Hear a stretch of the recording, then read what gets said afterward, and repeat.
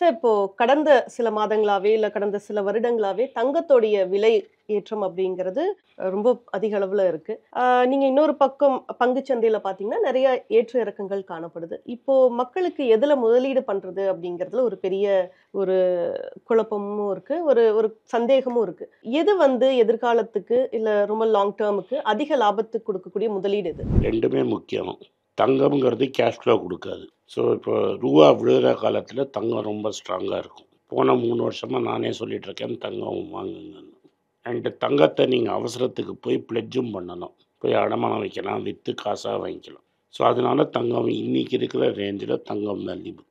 இன்னைக்கு இருக்கிற நிலைமையில நீங்க தங்கம் வாங்கணுமா, இந்தியன் ஸ்டாக் வாங்கணுமான்னா, தங்கம் வாங்குறது பெட்டர். ஒரு 200லேருந்து 250 கிராம் தங்கம் உங்கள்ட்ட இல்லைன்னா, நீங்க டெஃபினட்டா தங்கம் தான் வாங்கணும். 250 கிராம் தாண்டிட்டீங்கன்னா, மத்த இன்வெஸ்ட்மெண்ட்லாம் பார்க்கணும். ஓகே. ஸோ, இப்ப தங்கத்துக்கு அடுத்து இப்போ பங்குச்சந்தை எப்படி இருக்கும்? இல்ல ஒரு மிக்ஸடான ஒரு முதலீடுகள் நெறையா பல இதுல பண்றது சரியா இருக்குமா? இப்போதைக்கு நீங்க பங்குச்சந்தையில போட்டீங்கன்னா, பார்த்து தான் ரொம்ப கேர்ஃபுல்லா போட்டு, உங்களுக்கு தெரிஞ்ச பெரிய எக்ஸ்பர்ட்ட கேட்டு கரெக்டான ஷேர்ல போடணும். ஏன்னா, அடுத்த ஒரு 6 மாசத்துக்கு பங்குச்சந்தை ரொம்ப வீக்கா இருக்கும். ஓகே. போன 4 மாசமாவே பங்குச்சந்தை ரொம்ப கட்டத்துல இருக்கு. இன்னைக்கு 50 பாயிண்ட் நம்ம பேசுறச்சே ஏறி இருக்கு இப்போ.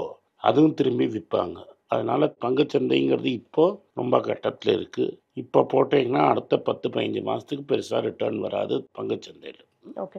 இப்போ நெக்ஸ்ட் ஒரு 10 to 15 மந்த்ஸ் பங்குச்சந்தையில பெரிய ரிட்டர்ன்ஸ் இருக்காதுன்றீங்க. கோல்ட் நீங்க என்ன பிரெடிக்ட் பண்றீங்க? நெக்ஸ்ட் இந்த இயர் எண்டுக்குள்ளயோ, இல்ல நெக்ஸ்ட் ஒரு 10 மந்த்ஸ்க்குள்ள எப்படி இருக்கும்னு பிரெடிக்ட் பண்றீங்க? நான் ஒரு பெரிய ஜோசியக்காரர்லாம் கிடையாது. இருந்தாலும் இதுவரைக்கும் கரெக்ட்டா சொல்லியிருக்கிறேன். என்ன பொறுத்தவரைக்கும் இன்னைக்கே வந்து 24 கேரட் கோல்டு ரூ. 8,300 ப்ளஸ் டாக்ஸ்ல இருக்கு. ஸோ, இது வந்து இன்னொரு 10, 15 மாசத்திற்குள்ள டெஃபினட்டா 22 கேரட் கோல்டே ரூ. 8,500 கிட்ட வந்துரும். அப்போ 24 கேரட் கோல்டு 9,000 தாண்டிடும். ஓகே.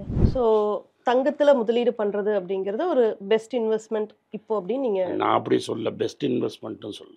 உங்கள்ட்ட 250 கிராம் தங்கம் இல்லைன்னா, முதல்ல அத சேருங்க. ம். ஏன்னா, ஆத்திர அவசரத்துக்கு தங்கம் தேவை. பங்குச்சந்தை மேலேயும் போகும், கீழயும் வரும். உங்களுக்கு பணம் சேர்க்கறச்ச அத எடுக்க முடியாது. ஆனா, இதே நீங்க தங்கத்த கொண்டு போய் ஒரு பேங்க்ல வச்சீங்கன்னா, உடனே பணம் குடுப்பாங்க. அதனால தங்கம் முக்கியம் மிடில் கிளாஸ்க்கு. ஸோ, இப்போ கடந்த சில நாட்களா நெறையா பங்குச்சந்தையில நெறையா ஃப்ளக்சுவேஷன்ஸ் இருக்கு. அதுக்கு என்ன காரணம்? அதேபோல தங்கத்தோட விலையும் அதிகரிச்சுட்டு இருக்கு கடந்த சில நாட்களா. அதுக்கு என்ன காரணம்? நீங்க வந்து அம்மையார கேட்க வேண்டிய கேள்விய என்ன கேட்குறீங்க.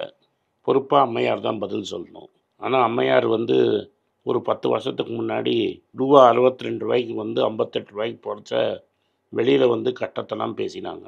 இப்போ நீங்க போய் வாங்கினா ரூ. 87 தான் கிடைக்கும். இப்போ அம்மையார் பேச மாட்டேங்கிறாங்க. ஸோ, அம்மையார தான் நீங்க கேட்கணும். ரூபாவின் மதிப்பு ரொம்ப ஃபாஸ்ட்டா விழுது. அன்னைக்கு குஜராத் சீஃப் மினிஸ்டரா இருந்த ஒருத்தரு, மாண்புமிகு மன்மோகன் சிங் வயசை தாண்டிடுமோ அப்படின்னு சந்தேகப்பட்டாரு. அன்னைக்கு மன்மோகன் சிங்க்கு வயசு 82, ரூபாவின் மதிப்பு 58. அவர் அன்னைக்கு சந்தேகப்பட்டது, இன்னைக்கு இருக்கிற பிரதமரோட வயசோட கூடி போய் இந்த பிரதமரோட குருவா இருக்கிற லால்கிஷன் அத்வானி வயசை தொட்டுடுமோ அப்படின்னு எங்களுக்கு சந்தேகமா இருக்கு. ம். இந்த வருஷத்துக்குள்ள அத்வானி வயசை டாலர் தாண்டிடும். இது நிதர்சனமான உண்மை. ஓகே. பிரதமரோட ஏஜை தாண்டி பல வருஷங்கள் ஆச்சு. ஸோ, இப்போ கோல்ட் ரேட் வந்து 60,000 மேல போயிருக்கு. இந்த லாஸ்ட் ஒரு 10 டேஸா பார்த்தீங்கன்னா, கிட்டத்தட்ட கிராமுக்கு ரூ. 200 மேல கூடியிருக்கு. இப்போ இந்த சடனா ரேட் இன்க்ரீஸ்க்கு என்ன காரணம் சார்? இது சடனாக இறங்குன்னா, ஏன்னா அம்மையார் வந்து ரூபாயின் விலையை அப்படியே இறக்கிட்டாங்க. ரூ. 80 இருந்த ரூபாவை ரூ. 87 ஆக்கிட்டீங்க. அதனாலேயே 10% ஏறிடுச்சு. அதனால இப்போ வந்து ரூபாய் இறங்க இறங்க தங்கத்தின் வேல்யூ ஏறும். ஏன் ஏறும்னா, நம்ம ஊரில் தங்கம் கிடையாது, வெளிநாட்டிலேருந்து தான் தங்கம் வருது. அதனால தங்கத்தின் வேல்யூ ஏறும். அதே சமயத்தில் சைனா, ரஷ்யா, ஈரான், துருக்கிலாம் தங்கத்தை வாங்குறாங்க. அதனால தங்கத்தின் வேல்யூ இன்னும் ஏறுறதுக்கு வாய்ப்பு இருக்குது. இப்போ இன்டர்நேஷ்னல் மார்க்கெட்லேயே தங்கத்தின் வேல்யூ ஏறி இருக்குது. அவ்வளோ தூரம் இந்தியாவில் ஏறலை. ஏன்னா மார்கழி மாதத்தில் ஆல் ஓவர் இந்தியா ஸ்டார்ட் பண்ணுற மாதம்பாங்க. இங்கே தமிழ்நாட்டில் அது வந்து சாமி கும்பிடுற மாதம். அதனால் புதுசாக வந்து யாரும் ஒன்றும் வாங்க மாட்டாங்க. அதனால் தை மாதம் பிறந்தாதான் அறுவடை பண்ணி பணம் கையில் வரும். இந்தியாவில் இருக்கிற முக்கால்வாசி விவசாயிங்க கையில் அறுவடை இப்போ தான் முடிஞ்சிருக்கு. இந்தியா ஃபுல்லாக தங்கம் வாங்குவாங்க மக்கள். தங்கத்தின் விலை ஏறும். நீங்கள் பார்த்தீங்க இப்போ பொங்கலுக்கு அப்புறமாவே தங்கத்தின் விலை ஏறி இருக்கு.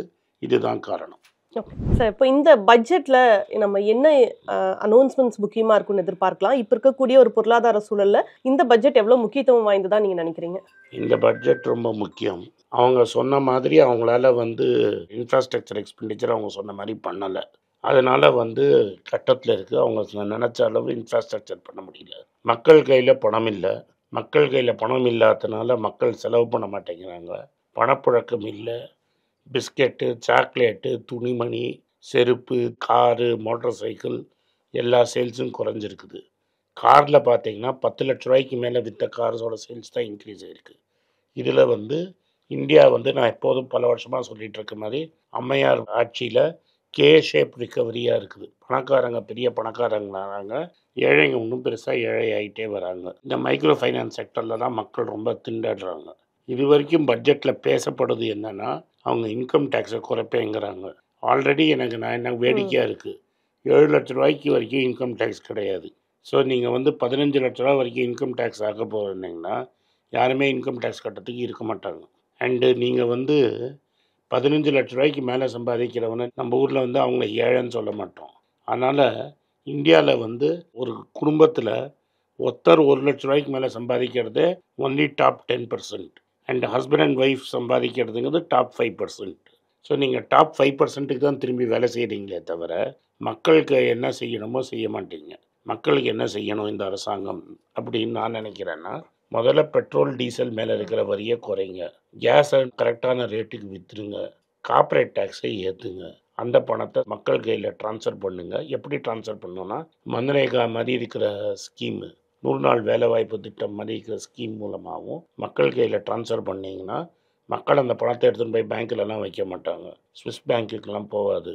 பணம் வெளில இப்போ ஒரு ஆட்டோக்காரனுக்கு ஒரு பெட்ரோல் 20 ரூபா குறைச்சிங்கன்னா, டீசல் விலை 20 ரூபா குறைச்சிங்கன்னா, ஏஸ் வண்டி ஓட்டுறவன், ஆட்டோவில் பெட்ரோல் போட்டு ஓட்டுறவன், ஓலா வண்டி ஓட்டுறவன்லாம் என்ன பண்ணுவான்னா, வயிறார சாப்பிடுவான் அந்த 60 ரூபாவில். அதில் சின்ன சின்ன கடையோட பிஸ்னஸ் உருப்பிடும், பணப்பழக்கம் இன்க்ரீஸ் ஆகும். அதை விட்டுட்டு யார்கிட்ட ஆல்ரெடி பணம் இருக்கோ அவங்களுக்கு டேக்ஸ் குறைச்சிங்கன்னா அந்த பணம் பேங்க்கில் தான் சேரும். இதை பண்ணுவாங்களாங்கிறது தான் கேள்வி. ஸோ இந்த வர பட்ஜெட் அப்படிங்கிறது இந்த சேலரிடு பீப்புளுக்கான பட்ஜெட்டாக அதுதான் இருக்கும். சேலரி பீப்புள் தான் என்னன்னு எனக்கு சொல்கிறீங்கன்னு நீங்கள் புரியல. உங்களுக்கு தெரிஞ்சு எவ்வளோ பேருக்கு 15 லட்ச ரூபா இன்கம் வருது? 7 லட்ச ரூபாங்கிறது 55,000 ரூபா சம்பளம் வாங்கினா தான் 7 லட்ச ரூபா. 55,000 ரூபா சம்பளம் வாங்குறவங்க எவ்வளோ பேர் இருப்பாங்க உங்களுக்கு தெரிஞ்சவங்க? எவ்வளோ பேர் 55,000 ரூபாய்க்கு கீழே சம்பளம் வாங்குறாங்க? ஸோ 55,000 ரூபாய்க்கு மேலே சம்பளம் வாங்குறதுக்கு அரசாங்கமா, இல்லை 55,000 ரூபாய்க்கு கீழே சம்பளம் வாங்குறதுக்கு அரசாங்கமாங்கிறது தான் எங்கள் கேள்வி. ஸோ நீங்கள் இன்கம் டேக்ஸுங்கிறது இப்போ இந்த அரசாங்கத்துக்கு வேலை செய்கிற ஊடகங்கள் 1 கோடி ரூபா சம்பளம் வாங்கினாலும் மிடில் கிளாஸுங்கிறாங்க. அப்போ நீங்கள் என்ன சொல்கிறீங்க? 1 கோடி ரூபா சம்பளம் வாங்குறவங்களாம் மிடில் கிளாஸ்னா அப்போ யார் பணக்காரன்? வருஷத்துக்கு 1 கோடி ரூபா சம்பளம் வாங்குறவன் மிடில் கிளாஸ்னா யார் ஏழை? ஒரு அறமுள்ள அரசாங்கமாக இருந்ததுன்னா மிடில் கிளாஸுக்கும் ஏழைங்களுக்கும் நீங்கள் செய்யணும். அதை விட்டுட்டு 15 லட்ச ரூபா சம்பளம் வாங்குறவங்க டேக்ஸ் குறைக்கிறேன்னு நீங்கள் சொன்னீங்கன்னா அது நியாய தர்மமே இல்லை.